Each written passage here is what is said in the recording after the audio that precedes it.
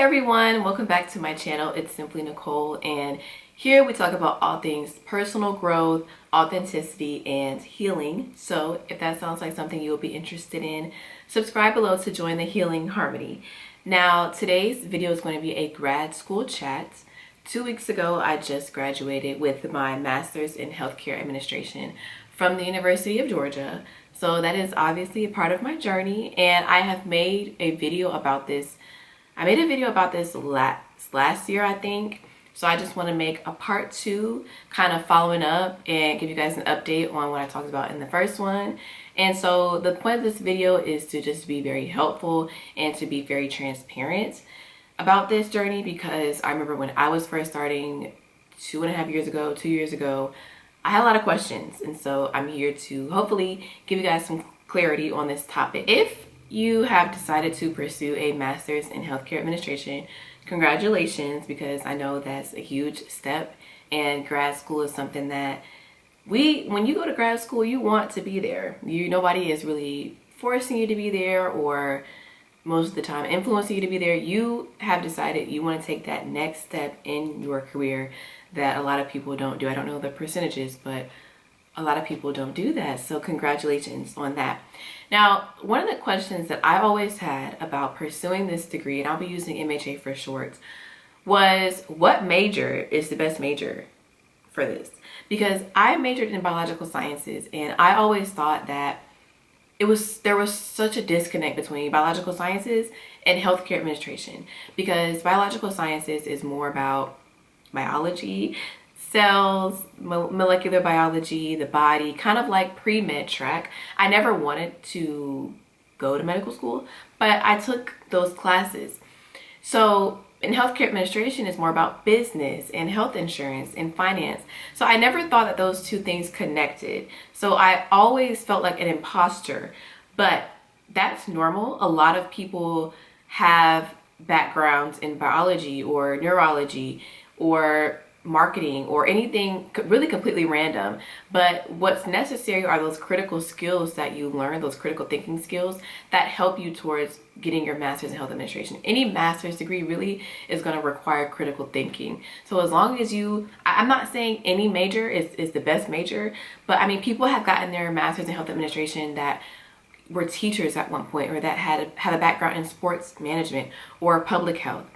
And personally, I had a mentor who was getting her master's in health administration, and I was meeting with her, and she majored in neuroscience. She was on a track to be a neurologist. So don't get too hung up on that. Now, personally, I did lean a lot on my minor. My minor was brand communications, and marketing and community outreach. All that is a big part of health administration. So I really leaned on that in my interviews, and it really helped guide kind of what I wanted to focus on with my degree. Understand that everyone has a different journey. People get their master's in health administration that already have work experience. They already have work experience in healthcare settings. Some people have management experience in healthcare settings. Some people have sports management experience. Personally, I didn't have any experience working in a hospital setting, but I was still qualified to pursue this degree because of the other roles that I had. I was a resident assistant, I was a resident supervisor, I did a marketing internship. So everyone comes from different backgrounds to pursue a master's in health administration. So it's normal to feel imposter syndrome, but trust me, if you apply for programs and if you get accepted, then I suggest that you go for it. Now, there is a caveat. Before you just go for it, you do not want to put yourself in any more debt. In my opinion, if you're coming out of undergraduate with debt, which a lot of us are, with grad school, you want to try and find a graduate assistantship. And with an assistantship, you're pretty much getting paid to pursue this further education, which I think is a great opportunity. It's a great deal. So you may apply to a lot of schools and get accepted to a lot of schools, and hopefully a school that you want to go to, that's in the location that you want to go to, offers you an assistantship where you can get paid and hopefully have many other benefits that will help you financially with getting this degree. Another thing to keep in mind about these programs is accreditation. So a lot of master's in health administration programs get accredited just because when it comes to applying for different jobs or fellowships, they'll require that you come from an accredited program. Personally, in my experience, the healthcare administration program is new. I think we are the fourth graduating cohort, so it was not yet accredited because it was just too new to even be accredited, but it will be soon. So accreditation really is only important when it comes to applying for fellowships. In my experience, if that's the route that you want to go, just make sure that you're going to a program that is accredited. Another big question that I always had before pursuing this degree was, what kind of classes am I going to be taking? So just to give you just a broad idea, a very broad idea, you will be taking finance, you'll take strategic marketing, you'll take things like quality and human resources, because you're basically learning about the administrative side of healthcare. So you're going to learn about the clinical side, but you're also going to learn about the business side. And one thing that I want to say that has been true in my experience, and I've heard other people say that have this degree, is that learning in the classroom is really just half of it. It really just gives you the foundation. But when you start doing those internships and, you know, getting that real world experience and applying what you're learning, that's where a lot of the work is. That's where a lot of the learning comes from. You're going to work with different people, work under different supervisors and managers and preceptors. You're going to learn about what kind of management style that you respond to best. Those are the things you want to pay attention to. In the classroom, personally, it was a lot of lectures, it was a lot of papers, it was a lot of tests, presentations, projects, which are great, a lot of discussions sometimes, but really focus on doing that hands-on learning with your internships. With your internship, also pay attention to if you want to pursue a fellowship or a job after you graduate. Personally, I realized that, you know, I didn't have a lot of experience in healthcare, a lot of work experience in healthcare.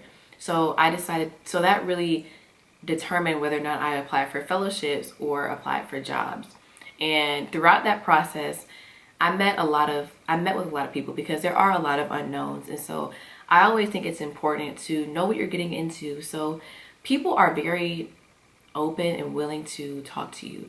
If you reach out saying that you just want to meet with someone just to hear more about their experience, hear more about the organization that they work at, tell them more about your journey, the worst they can say is no. So reach out and schedule one-on-ones with people. That's very great for networking. It's great for putting yourself out there, and it'll really help you determine your path. The world of healthcare administration is very small, which is kind of a good thing. It's important to stay connected.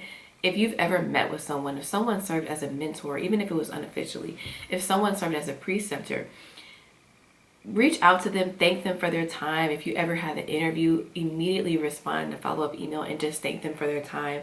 There are a lot of resources that I'll link below that I have been using throughout this past year, especially after my internship, trying to figure out if I wanted to go for a fellowship or a job. There are a few podcasts, there are a few newsletters that can help you navigate this journey.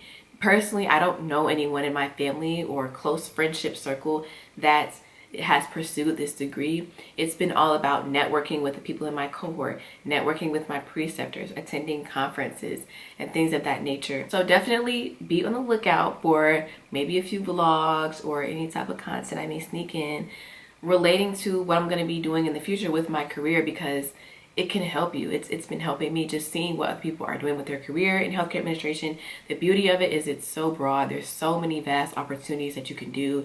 You can work in a hospital setting. You can work for a consulting firm. You can work remote. There are just so many different options out there. And so if you have any questions about healthcare administration or graduate school programs, comment below or DM me, because I want to help you. I know that I needed a lot of help when I was deciding to pursue this journey, and I am glad that I did. I think being a graduate student really helps you grow as an adult, as a professional, and as a student. So I really hope you guys enjoyed this video, and stay tuned for the next one.